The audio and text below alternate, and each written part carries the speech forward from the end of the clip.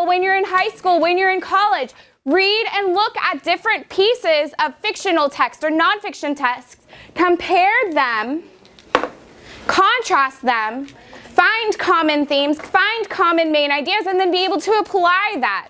My goal for my classroom is to create a culture and an atmosphere that the students feel really welcome and really comfortable in. I don't want them to dread having to come into the classroom, and I feel like the traditional classroom of having row after row of your traditional desk is really mundane. But if you come into a classroom and there's fun lights going off with desks that they're allowed to write on and with seats that allow them to kind of move around and choose what they feel they will be most successful in for the day.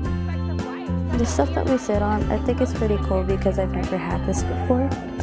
And I think the yoga ball and the wobble chair are my favorite because while we're learning, we could still move around. I would describe it like there's some seats that have yoga balls, and there's tables that have flexible seating, and they have the things that you sit on, and then they move around. This year I've gotten a lot of feedback from parents. At the beginning of the year we had our parent conferences, and one of the things that I found a lot of the parents repeatedly kept telling me is, this is the first year my kid wants to come to school. I'm used to them waking up and them telling me I don't want to go, and it's a fight to get them to come, and this is the first year that they're excited about coming to school, and they're having a blast in 4th grade.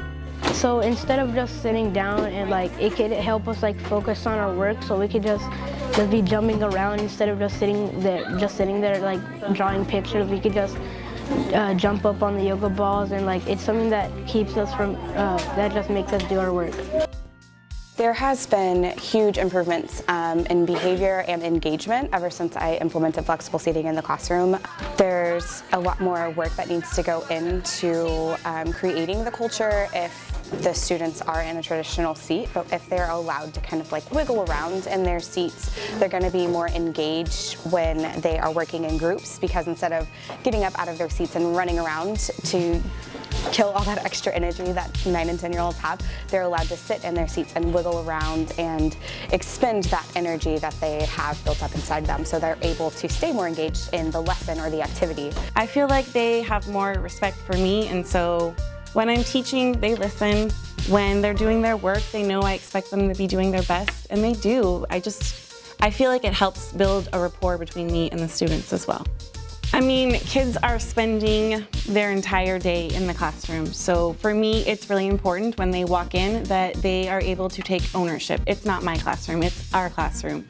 And I want them to feel comfortable and feel relaxed, because I feel like if they don't feel like they're welcome or relaxed, then they're not going to be giving me their best effort every day.